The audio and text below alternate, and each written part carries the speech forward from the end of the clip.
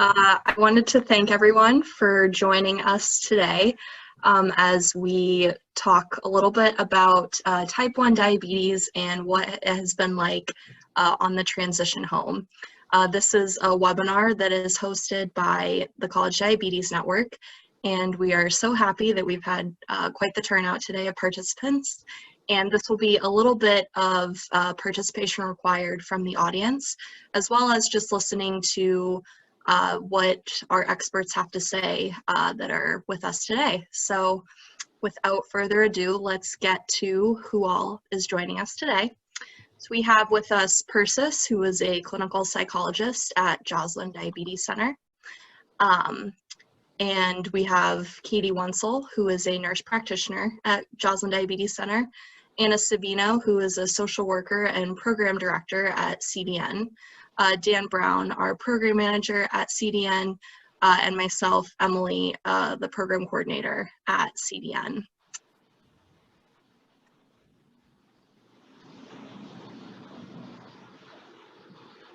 Awesome. So before, thanks, Emily. Before we kind of dig in a little bit, for those of you who are not aware or familiar with the College Diabetes Network, we are a pretty small nonprofit. There's about 9 of us on staff, based in Boston, but obviously virtually now. And we are a small nonprofit, but our primary focus is providing resources and programs for young adults with type 1 diabetes. Obviously, for those who are involved with CDN, we have our chapter network that is a campus-based type events and programs for students to stay connected while they're living at school. But our resources are really take the approach to supporting all of you as you make that transition to independence, whether it be to college, to a new job, and into your young adulthood.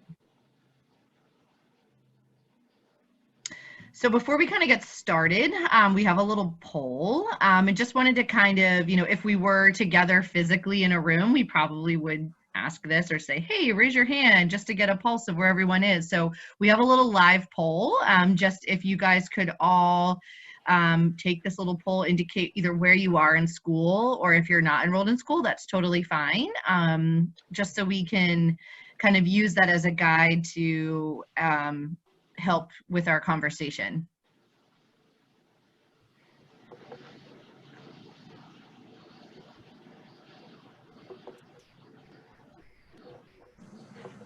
Awesome. Very cool. Very cool. We got no seniors. Everybody's cramming for finals. Awesome.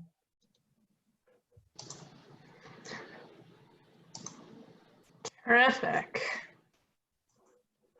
So I just wanted to do a quick sanity check before we dig into a lot of what we wanted to talk about, in particular with our young adult staff members at CDN that are joining us today, of just sort of how they've been dealing with things. So Emily and Dan, could you fill us in a little? Sure. So yeah, over here at CDN, like Anna had mentioned, we're based in Boston, but now we're working completely remote, which is the case for quite a few other people, whether you're enrolled in college or whether you're a young adult in the working world.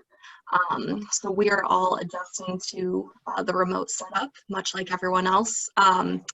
So we're all in our own adjustment field right now, and yeah, it's going well so far, but definitely has been going on for a little while. So I'll let Dan speak to it a little bit more as well. Yeah, working from home is good. We used to be able to work from home every Friday, once a week, and then when this all started, it was kind of like a fun, maybe we can just work from home for a couple weeks, and that'll be a nice break from heading into the office. And now we're kind of settling into the idea that this could last a long time, and that's okay. It definitely has its pros and cons. For me personally, I live in a house and I have 4 housemates, and some of us are also working from home. Some of us have been like laid off or furloughed. You know, my housemates that work in restaurants and stuff like that. And then others have left the city and gone back home to stay with their families. So it's kind of an interesting time here because we're all kind of doing different things, and we've all kind of been, you know, stuck in this house together, and I think spending a lot more time with each other than we ever have before, which is fun and also annoying sometimes. But I think it's a cool opportunity. We've been trying to do like house activities on a regular basis, like doing workouts on YouTube and watching movies together. We just finished up watching the final Harry Potter movie last night. We had a little Harry Potter movie each night of the week marathon. So it's fun and it's also hard. And I'm sure the rest of the team that is in different situations probably feel a lot differently. I know it's definitely a lot. It's challenging to have kids at home right now, and it would also be challenging to have to go back home and stay with your parents right now. You know, that was something that I was considering for a while, but I think I decided that was not the right call to make at this point in time. So it's good.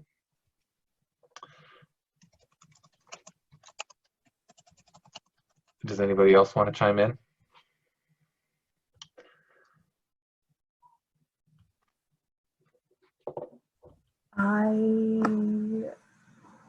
I have similarly struggled being at home. I'm by myself, but it gets boring, you know, in the same place all the time, and I get a lot of stress highs also from the constant emails and phone calls. So maybe some other people have experienced that too. So perhaps we can open this question up to the audience. So I think Emily has popped up on the screen. How's everyone doing at home? On a scale of 1 to 5, with 1 being really super easy and 5 being really, really difficult, how has it been at home?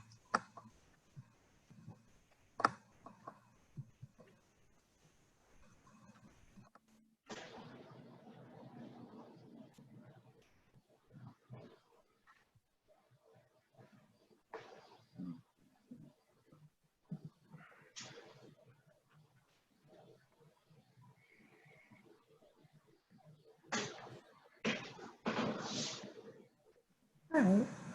I guess it's not easy for anyone. I guess most people feel like it's somewhere right in the middle. Yeah. Yeah. It's a nice way of putting it, right? I feel like I should be excited to be home, but I don't really know how to feel anymore. Well, you don't have to cook maybe, but you're probably with people you may not want to be with all day, every day. I think that's the hardest part for me anyway. It's like you're really only interacting with like 1 or 2 other humans. But yeah.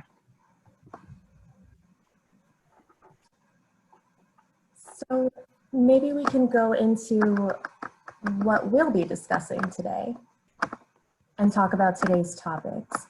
So just going through them really briefly, we'll go into more detail on each one. But first, we're going to talk about what it's like just being at home all the time, and then working from home, or if you're in school, like doing all of your classes in the house, what it's like with virtual social interactions instead of person to person, and then some of that overarching worry about the future.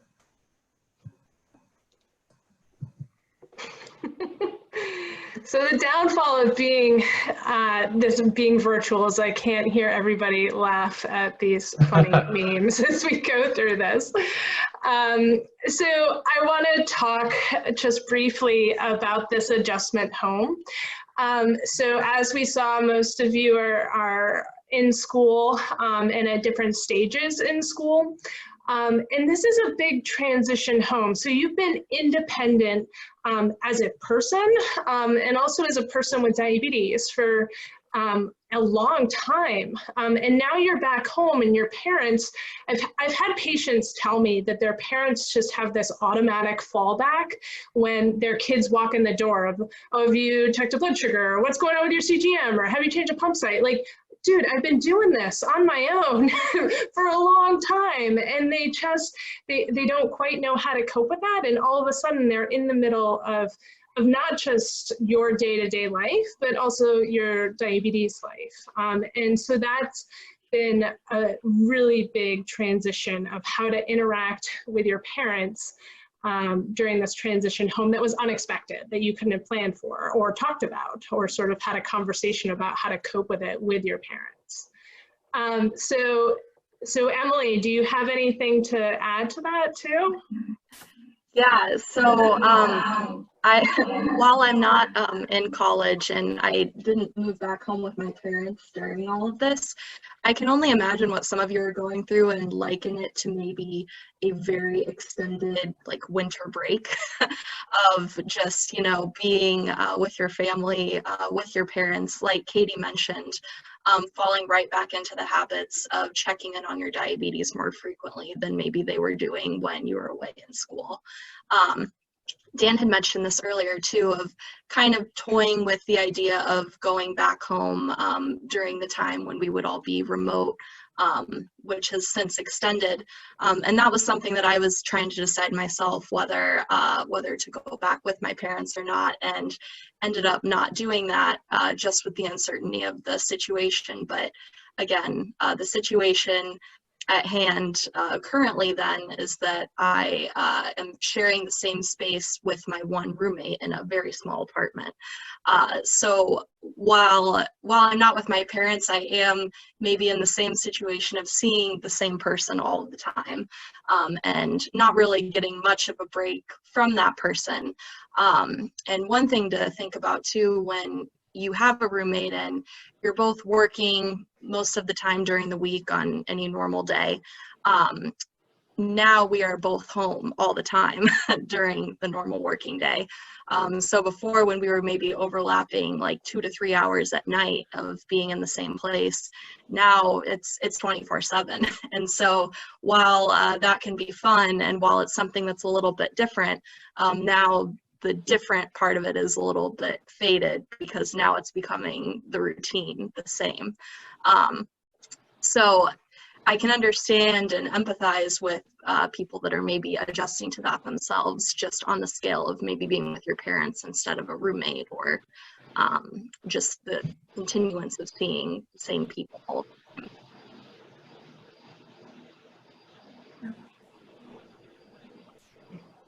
So if I can chime in, I think another big stressor that we've heard a lot about would be getting work done at home.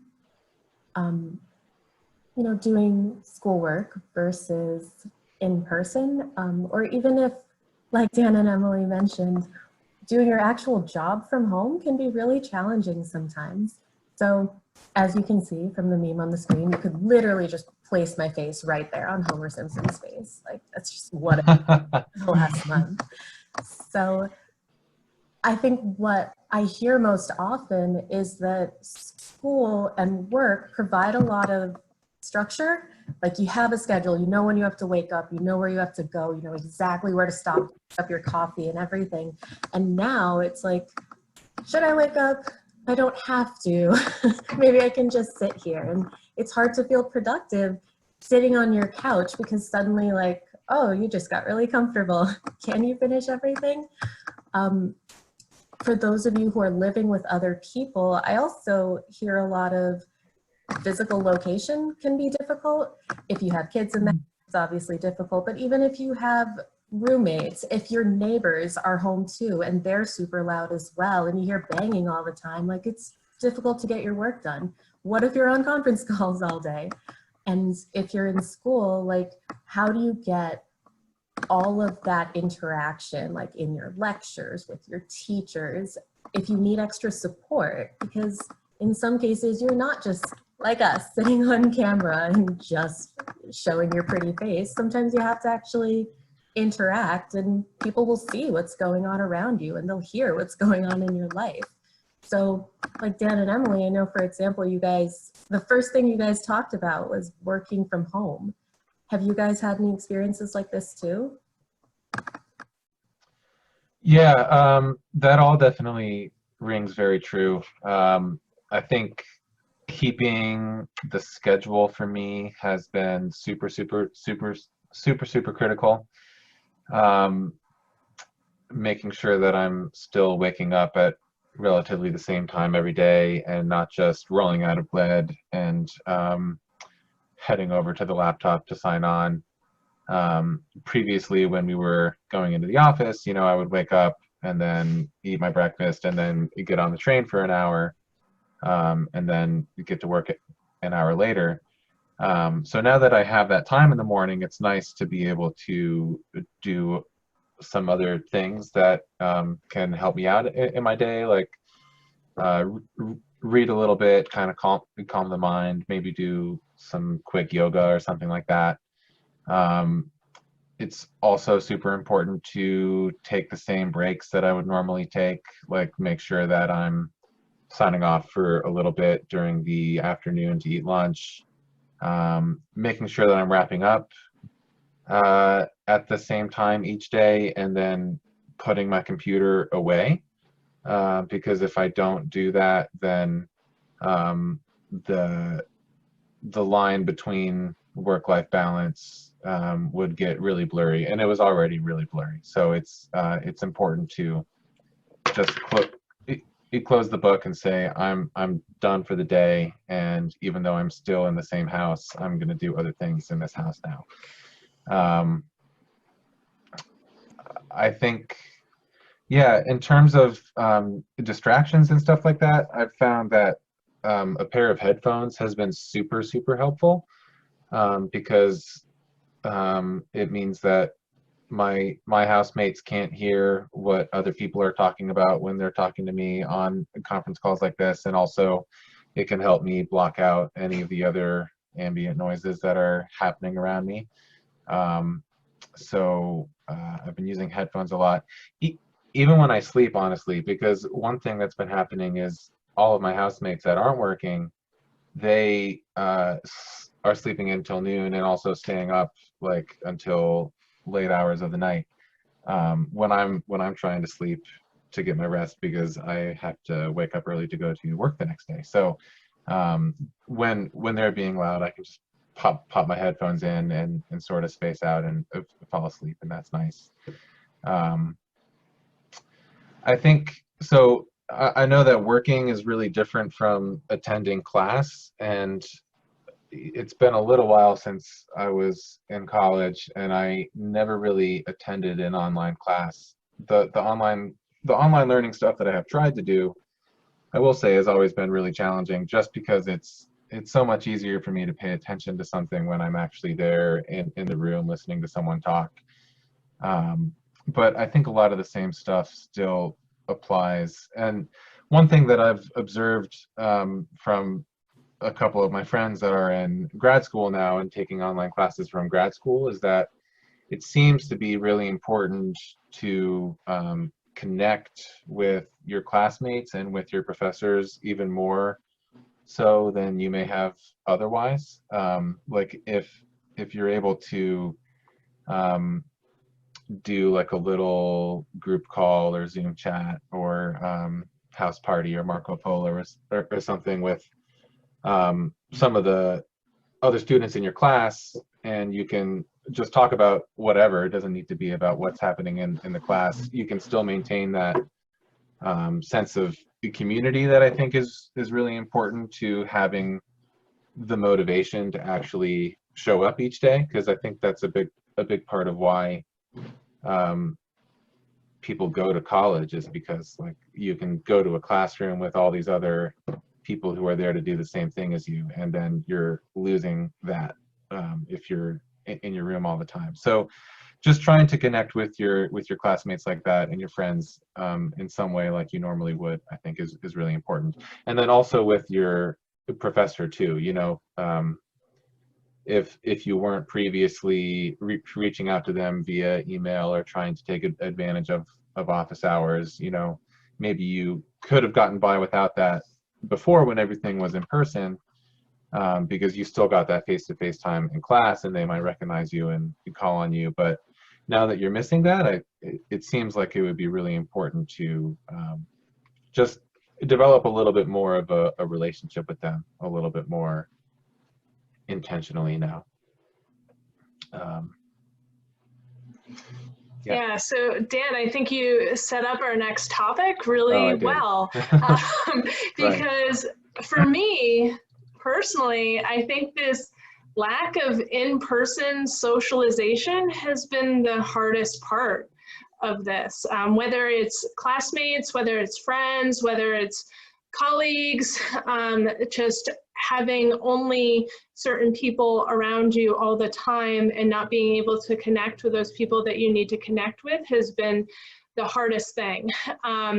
So just to share a little bit about myself too, I'm in grad school too. I'm getting my PhD right now, and I'm about to take my comps, and my cohort is my strength that gets me through stuff, and I'm not able to see them because we're all socially distancing, and so that lack of in-person interaction has been really hard. The other piece of missing that social animal that we all are as humans is that I've heard from patients that is just, it feels like something's been stolen from them, that the milestones that typically happen in the spring semester, whether it is certain presentations or internships or sort of just these normal routines that you have, to the big milestones such as graduation, senior week, senior spring, all of those things have really been stolen, it feels like. And that lack of connection to your fellow classmates, of not being able to go through that with them in person, has been really hard. I mean, I think we all know that Zoom or FaceTime or talking on the phone just isn't quite the same thing as being able to express yourself in person with the people that are important to you. So I want to ask Emily too, sort of how has this change in social distancing and lack of socialization, how has that been for you? Yeah, so like you said, I'm very much a very like social person. I enjoy hanging out with people face to face. The fact that, you know, I, like everyone else, I'm not really able to do that, it has in a way forced me to be a little bit more creative in the ways in which like I'm able to still communicate with people. And now that a lot of people have a lot more free time, it's sort of presented an opportunity to be in touch with people that I maybe wasn't as in touch with before. Or catching up with maybe different family members that otherwise have just been really busy. And so it's been able to open up, or rather like rekindle a lot of old relationships and friendships and things like that, which has been really nice. However, not quite the same, like you had said.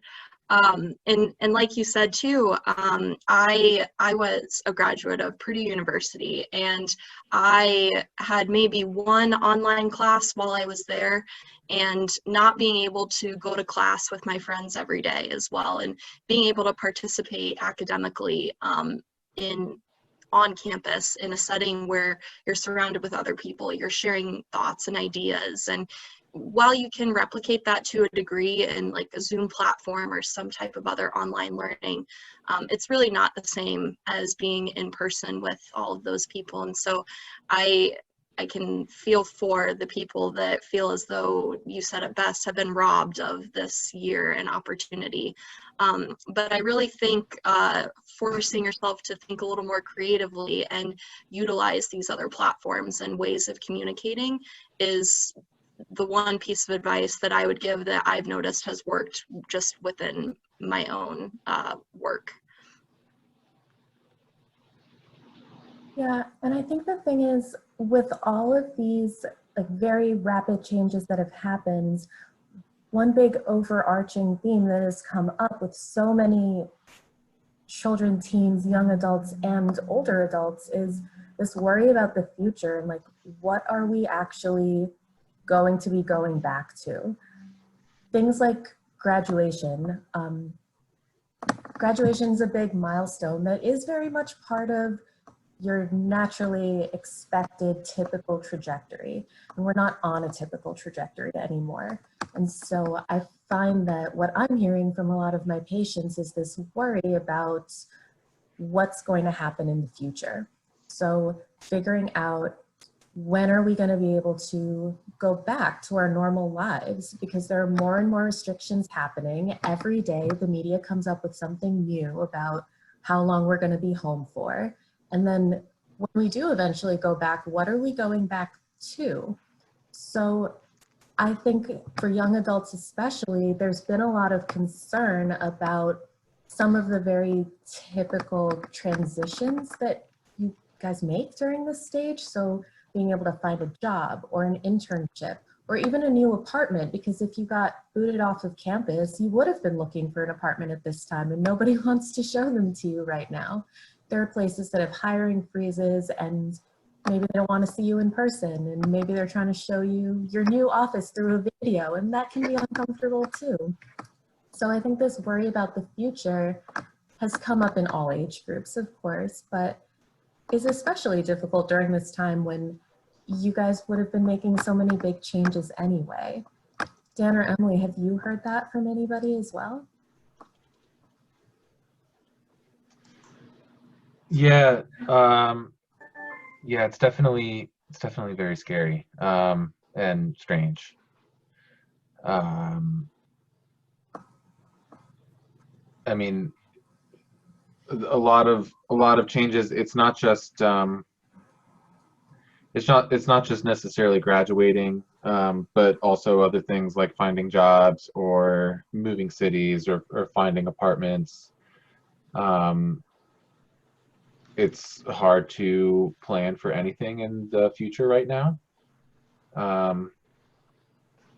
Even, you know, with CDN's own work, working with students who are on campus, it's really challenging for us right now to plan for the fall because it's hard to say.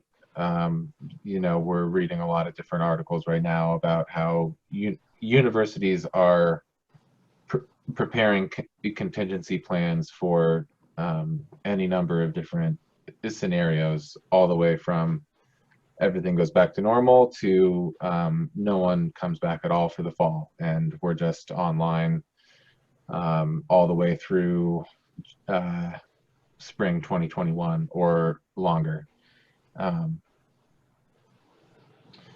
So yeah, I don't know. I don't think anyone really knows what's going to happen. And that's the scariest part, right? Yeah.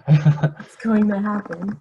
So as I had said before, I think these rapid changes, like just the fact that they all happen so quickly, and we've been in quarantine for a month now, but it feels like half my life, honestly, that I've been sitting in this chair at this desk.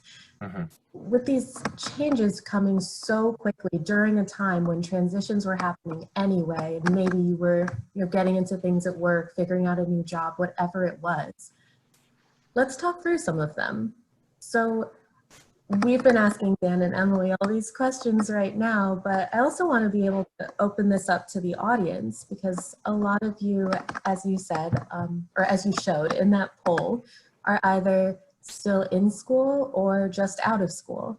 So my first question for you all is, we talked about a whole bunch of things that have been really difficult, with the worry about the future, the socialization, working from home or school, or working from home on school. What's been the most difficult for you guys?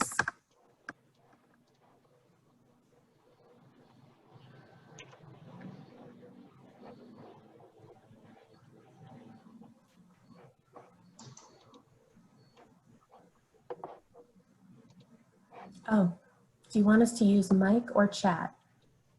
You can use either one, but the mic would be great if you can turn it on. Hi, I'm going to use a mic just because it's so much easier than having to type out. Agreed. I think for reference, I'm out of college. I've been out of college for 2 or 3 years. I'm 23, but I was diagnosed with diabetes last March. So I just came up on my 1 year, actually March 30th. So in the middle of kind of all this isolation and stuff, it was really an interesting time. Happy Diversity! Happy Diversity. But I think the thing that I'm struggling with, so I can't really relate in the same sense to the idea of like, you know, going back to parents and having them trying to like control your diabetes, because it's always just, I was like older when I was diagnosed, but I've been struggling a lot with worrying about running out of certain medications and stuff. And I know it's just a matter of me calling a doctor, calling the insurance, calling the doctor, calling the pharmacy, like that back and forth. But I just don't feel like I've had the mental energy or capacity to do that. And it's like something I'm starting to realize more and more, because my insurance company has really strict guidelines on how much insulin I can have.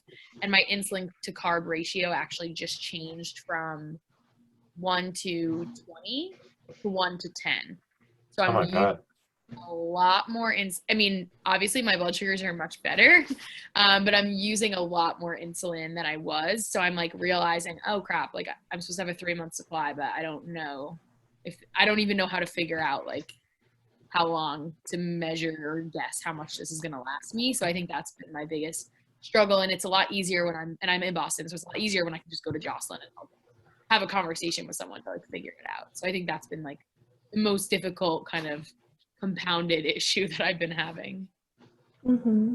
I think that's actually a really important comment to make, is that navigating the healthcare system with diabetes is just a lot of work, like getting your prescriptions, getting the PAs, all of this is just a ton. And then to throw a pandemic on top of that, it's like, this is impossible. Like, how do you expect me to do all of this?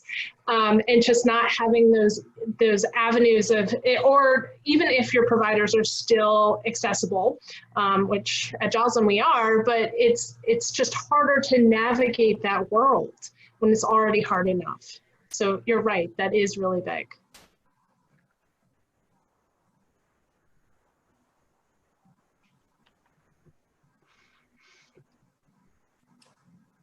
Can we move on? Have there been others who have had similar difficulties or other ones? What's been the most difficult for you?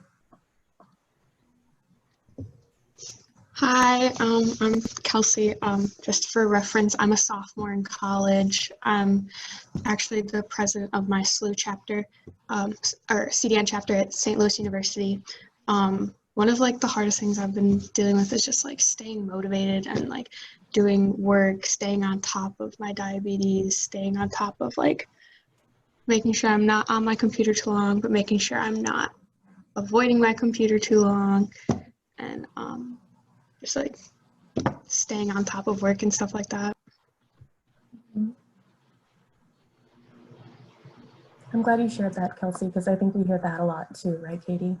Yeah, it's already, same thing. It's already hard enough to stay motivated to do all of these tasks of diabetes, and to throw the additional work of not being able to live your normal life and have your normal routine.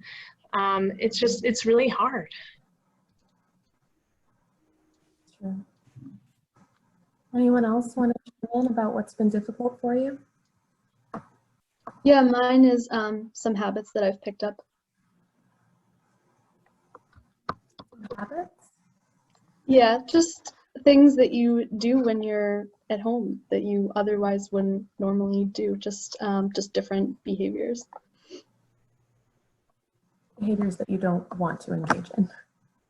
Yes, not badly, but just things that I don't. Behaviors, yes, behaviors that I normally don't have any issue with because I'm just doing other things. I definitely find myself checking the fridge a lot more than I would at work. Absolutely. Too much chocolate, Easter candy, you're bored, the fridge is right there. if you live with roommates and you're all sort of hanging out all the time, it's just more social and yep. I also think, I don't know if anyone else has this experience, but I live in a city and I walk everywhere. So typically, like I use public transportation constantly. So typically I'm getting a lot more physical activity in just going to work, going home. Even if I'm only going to work and going home, I get so much more activity. And now it's like I have to like force myself to like get activity. But then there's like the fear of leaving the house because diabetes and coronavirus. So it's just kind of like, ugh. And I bike to and from work, and I actually am still doing that. Just biking to work some days and turning around and coming back at 7:30 and 4:30 because, yeah. That's nice. I guess it's part of your pattern. That's what's worked. The first couple of weeks were rough, really rough. I was just high, and then I started doing that and it helped. So, but it's really annoying. Makes sense.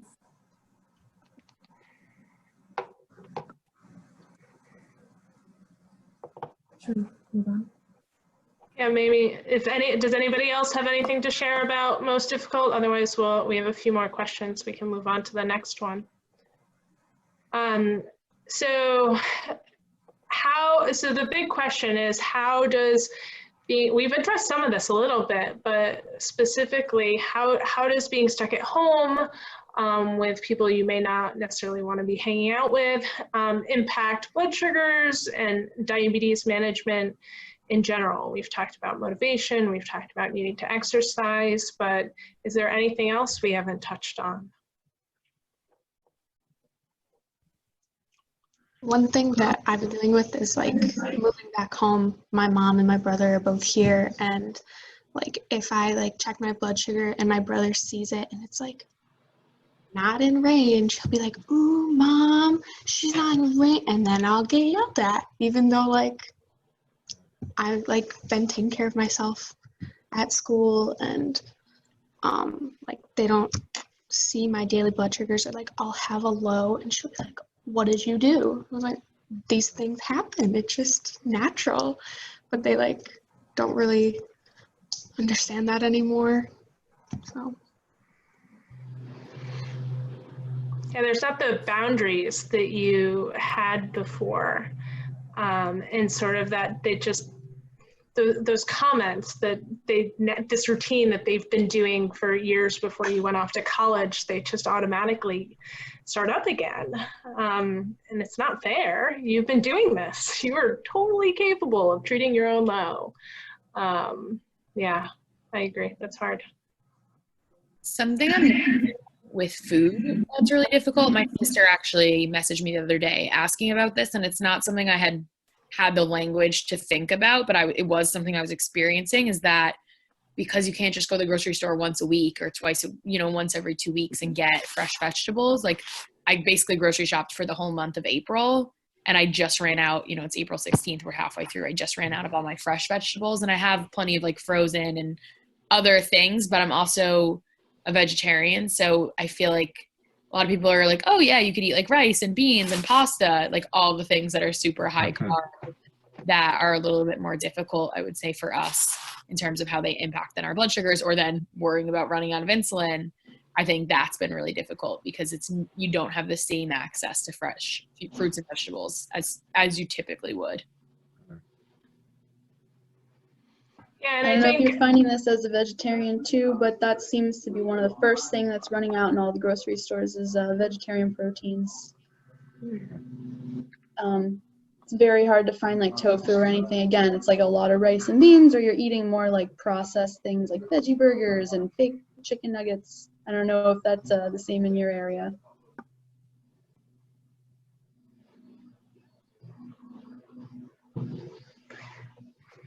Yeah, and I'll just add that the work of managing diabetes and thinking about food and having to plan for food, when you have this additional burden of not having easy access to food, just makes it so much harder. There's just a lot more mental work that you have to do to plan.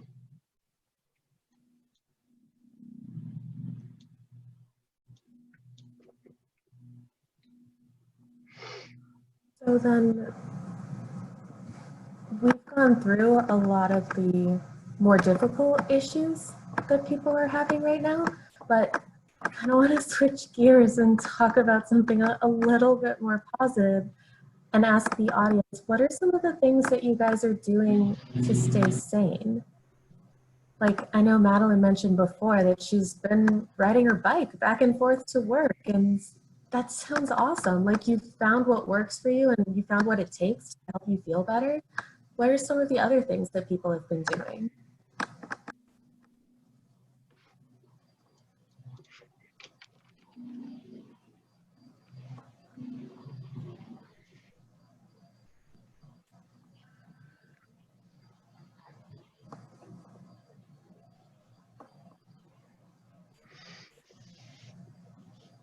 So I know for myself, I've been taking up a lot of different activities, hobbies that I before was making the excuse of not having enough time to do all of these different things, but now I've had quite a bit of time. And so some of these things that I like to do would be, you know, trying out some different recipes or experimenting a little bit more with like cooking and baking.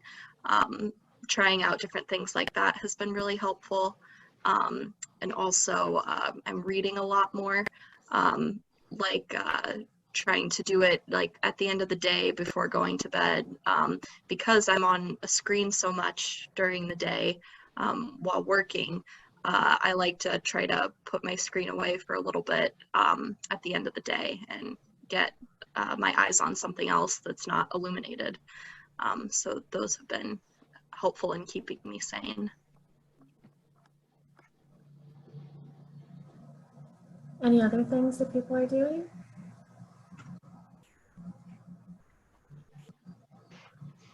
For me, it's also just trying to do as much as everything that I could have done before, even if it's adapted in some way. So, you know, where I may have gone to the gym before, can't go to the gym anymore, but I can still go out for a run or try and do some push-ups and sit-ups at home for half an hour when I'm done with work. I was taking piano lessons before, and I used to go to my instructor's house and work with him there in his little studio. But now we're doing our lessons over Zoom, which is still great, and it gives me something to learn. So any little piece of my routine that I used to have that I can still keep in place in some way, I think just trying to do that in whatever way I can has helped me a lot. I see that some people popped up with suggestions in the chat too. So studying a language, small home improvements, home workout videos, wine. Lots of wine. Wine. Yeah, that too. You guys ever seen those tasty videos? What are those? Tasty videos? They're recipe videos essentially, but they're always something just a little different and really interesting. And now I can't stop watching them. Before I used to watch them and just thank you, Brooke. Sheila too. You see, guys? So I used to watch them all the time and just be like, that looks incredible. I'm never gonna make it. And now I started making it because there's nothing else to do. Is it a YouTube channel? I think it's part of BuzzFeed. Maybe. Yeah, can someone share that link in the chat? Yeah, post it in the chat. I watched this morning about how to make tacos. Like, it was awesome. Now I want tacos for dinner tonight, Persis. I know, we're all coming to your house for dinner tonight, Persis. We're not allowed to. Stay 6 feet away. No. Even on the porch. Yeah. You guys can have them outside. But see, look, a positive.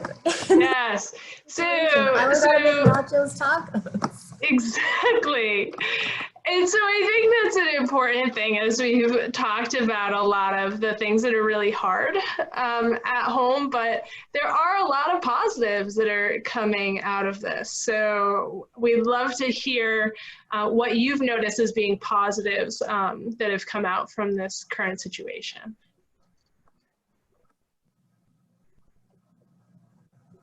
And it's a hard question. Yeah. It's not easy to think of positives in this situation. Like I know for me personally, just being at home meant I finally had time to clean up the whole place and put together all the furniture I needed to put together instead of just sitting in chaos. Hopefully other people have found some positives as well.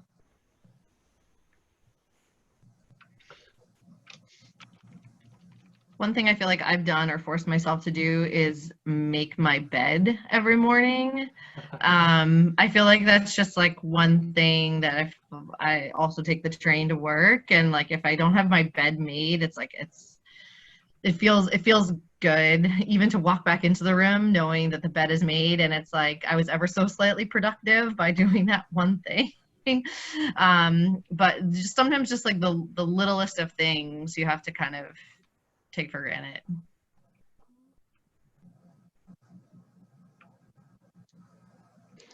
I think the one thing that I found really positive is even if we have to go outside with a mask now, in my life before of going to class, of going to work, picking up my kid, coming home, cooking dinner, I didn't get outside enough. Like I would go to the gym, I'd come home, like everything was inside, like of just spending time in my little teeny Boston-sized backyard or walking around the block. I feel like I've focused more on being physically outside than I do normally, which is nice.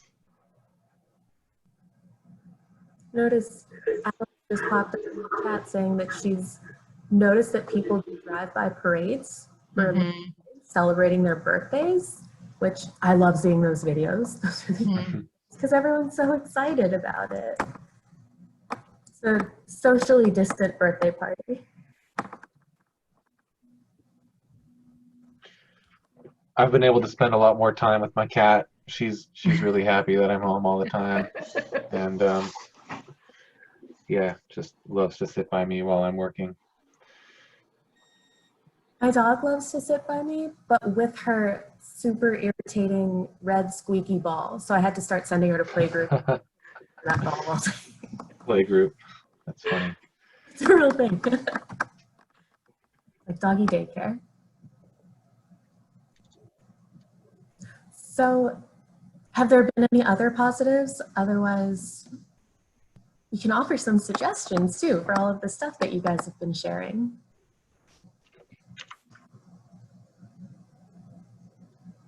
All right, so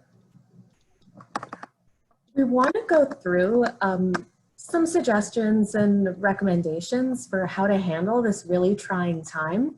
And I will give you like the caveat of all of these are probably things that you've heard before, because a lot of them are, you know, just specific to this situation, but it's really hard to manage some of these recommendations and the difficulties of being at home when you have diabetes too.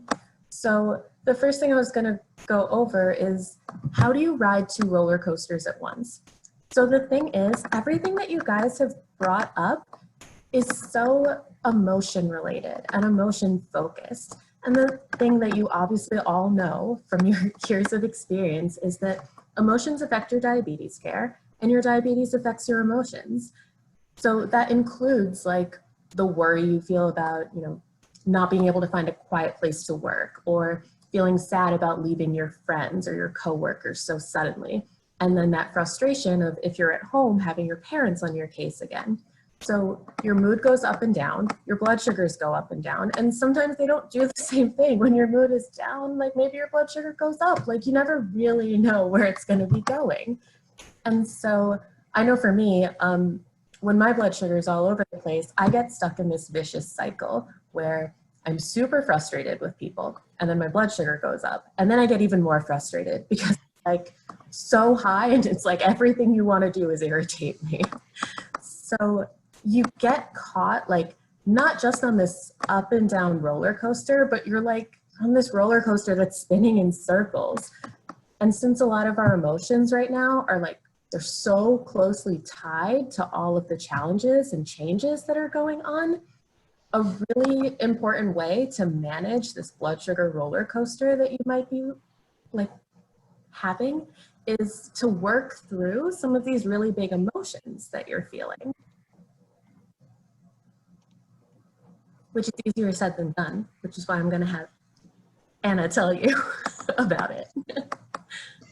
And to kind of, yeah, I mean, it's definitely easier said than done. And to the second point, like, it's okay to grieve.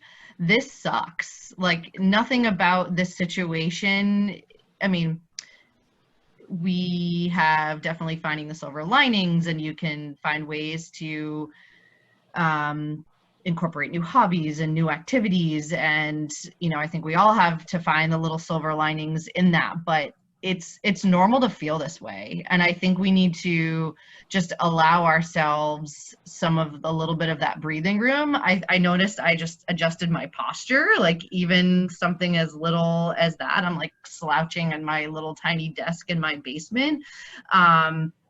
But it's totally normal and I don't know if I love that word normal. I also have type 1 diabetes, and for whatever reason, my blood sugar, I had double arrow up on my CGM all morning, and I changed my site and gave an injection, and I was mad at everything for like the first 3 hours of the day. Even my dog barked once, and I was like, shut up, dog. Like, I know he just needs his food, but and there goes my pump again. But I think, it's okay to not be okay. And I know that has been a headline of a lot of different newspaper articles and this, that, and the other thing. I've personally tried to, after the first couple weeks, just like really only like limit myself to the news for like 15 minutes, or like pick one article of the news to read and just read that one article and then, put it away. Because it's so easy to get wrapped up in that cycle that Persis was talking about. So I know we kind of touched upon that schedule and that routine. Is there anything else you wanted to add, Persis, from that bullet? I think just making sure that when you try to create a schedule for yourself, have it include things that you actually look forward to. Because your schedule right now is not the same as when you were going to work or going to school and things were planned for you. If you have to plan it on your own and you have little to no motivation to go forward trying to work in a totally different environment, then try to throw in some things that you really do enjoy and things you look forward to. If it's too hard to be in the house all the time, I have straight up been telling my patients, like, go through the drive-thru at Dunkin' Donuts. Just like go there and order something that you really like because it's still open and it's your way of getting out of the house. And at least it'll be like one little perk in your day.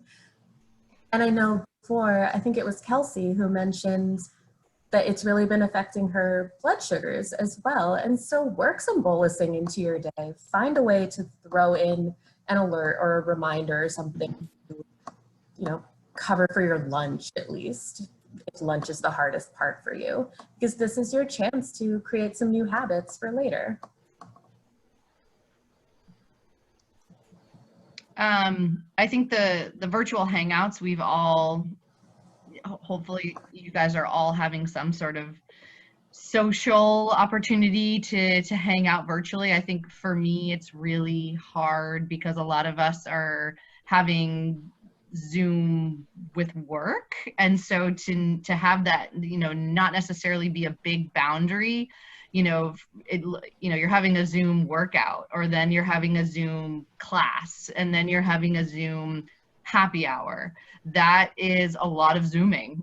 But I think, if you could do, one thing a day that is either social or outside, or that is some sort of way for you to maintain, connectivity with a friend. Or even, I just discovered Marco Polo. It's like the coolest thing ever. I'm kind of addicted to it with some friends, but I never heard of it. But even it's a way to still feel connected with people and understand, oh, what's that frame on your wall? Is that new? You know, you're not physically at their house, but tell me something, you know, good about today. Or I think it has forced me to kind of reconnect with some old diabetes summer camp friends, or you know, reach out to people you haven't heard from in a long time. So yeah. Yeah, and then the other thing that you can do with your free time is obviously taking up a hobby. So it can really literally be any hobby. You all just heard about how I've started following tasty videos and trying to replicate them. But do something different. Do something that you wouldn't normally do because you didn't have time before. And now you're at home all the time and you can catch up on Netflix, or you can learn how to knit. You can redecorate your room if you feel like, you know, this will make it easier for me to be here. And, you know, take the time to like catch up on something or do something totally different. But again, it's got to be something that you enjoy. And I think that goes to, you know, the get moving piece too, for those of you who like to run or like to work out. I personally do CrossFit. So not being able to be like at the gym with my like community is really hard. But on Wednesday mornings at 7:30, they have a coffee chat.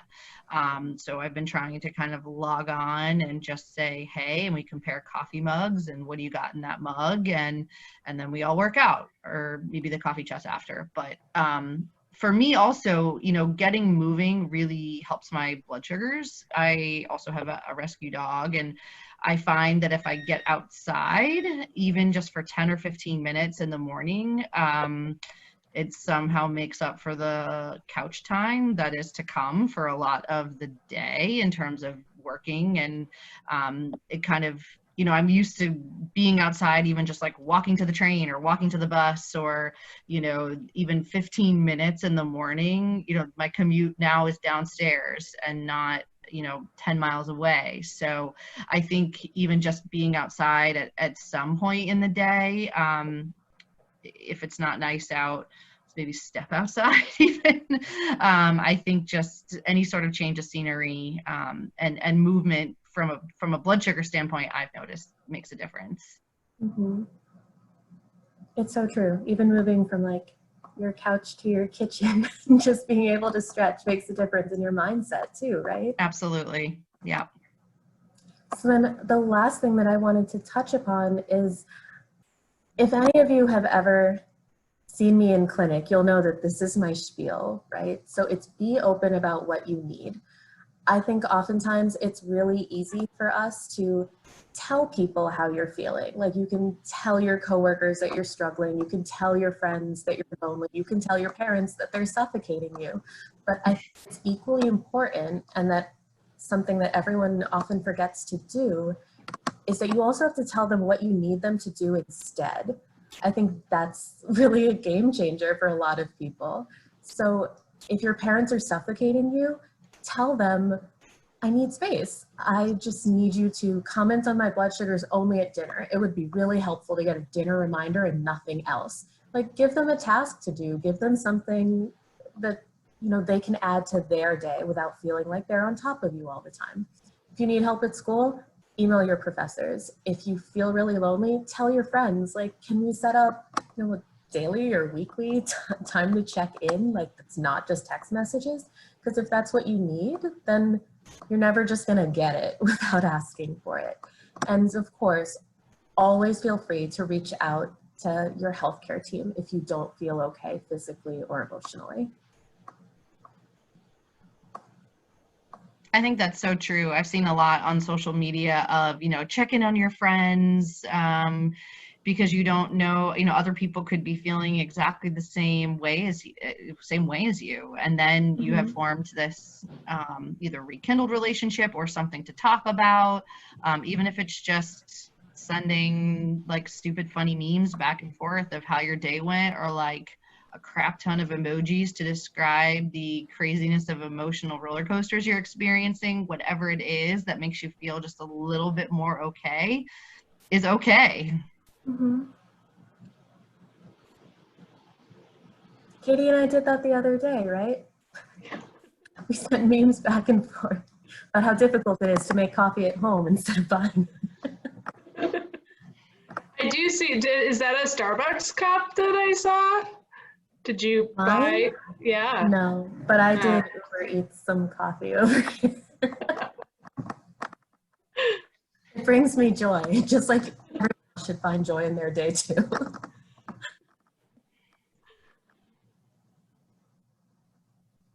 I'm just gonna butt in. I don't know if anybody else is finding as you're making changes and kind of starting yourself on schedule, and okay, well maybe it is feasible for me to eat lunch at 3 o'clock.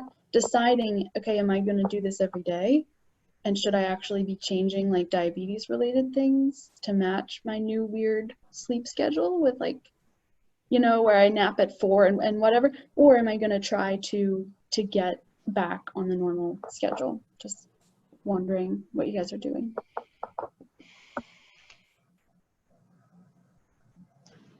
I would think that depends on what you feel works for you.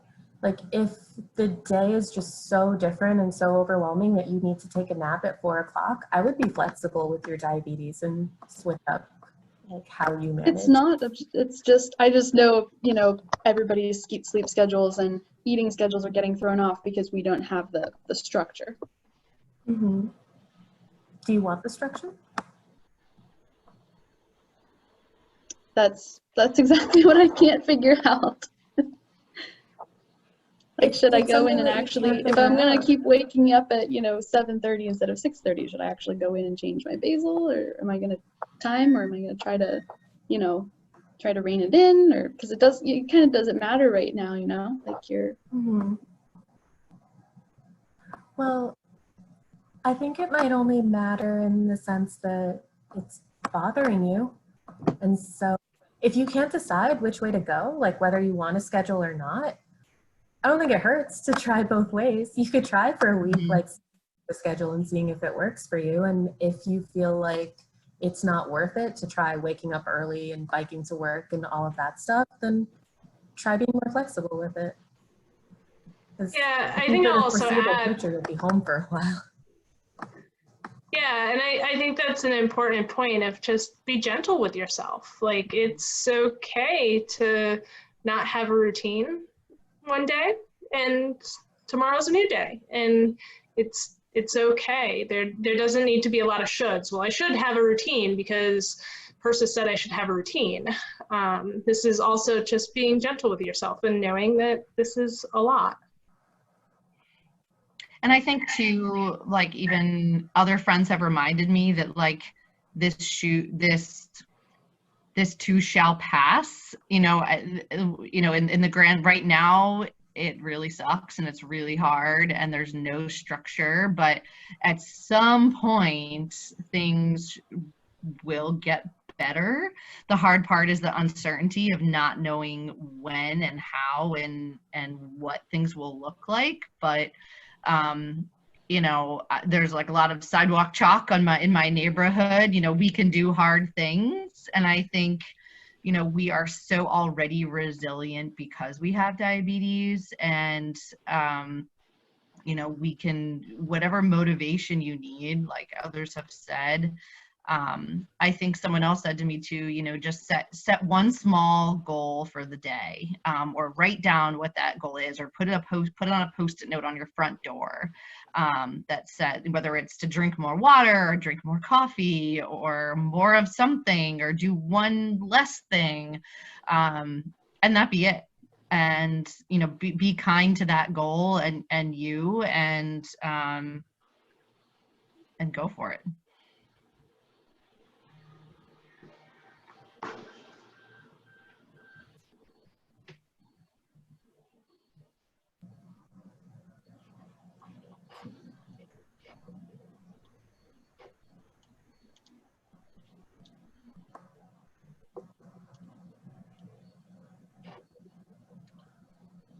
Katie, Persis, do you guys want to add anything? Emily, We're a couple minutes over too. Sorry about that.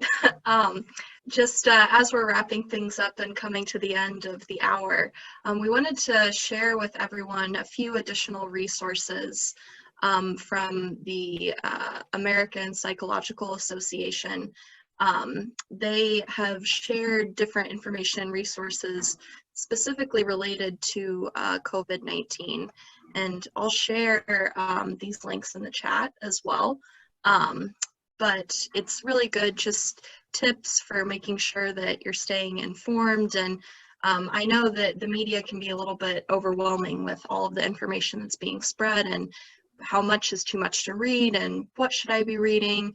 And so these are just good things to keep in mind as we navigate this time together and as we continue to adjust, and just these are great things to keep close by.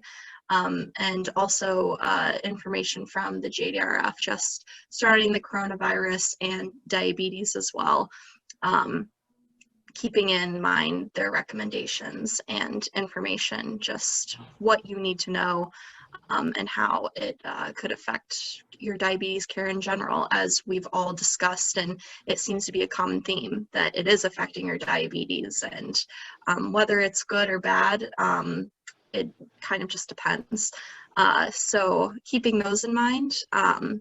One other thing that I wanted to share as well is the webpage for a couple of other virtual events that we would be hosting. So events similar to this webinar, you could also join, just similarly structured with different people with diabetes, discussing different topics, highlighting different things. And you'll also be able to view this recording later in time once it's posted as a recording on this website too. So if there are points, maybe if someone had to hop off early or if you had to join late, you can go back and re-listen to it by following that link as well. In terms of if you have any other questions, feel free to contact us. I've listed my email here on the following slide, just emily@collegediabetesnetwork.org. And if you had other questions specifically for any of those who have joined us today as a member of our expert panel, I'd be happy to direct those as needed. But other than that, I'd like to thank everyone for coming and listening to us today and participating, being vulnerable and being open about your experiences, about how this is not an easy time. And it's really nice to see the strength in numbers. And, you know, sometimes just knowing that you're not the only person in this situation is what you need in that moment. And hopefully, you learned something new that maybe you can start doing. Maybe you can start watching those tasty videos like Persis is doing, or, you know, taking up a new hobby. Again, keeping all of these things in mind, we really hope that this was helpful for everyone present. And thank you again for joining us.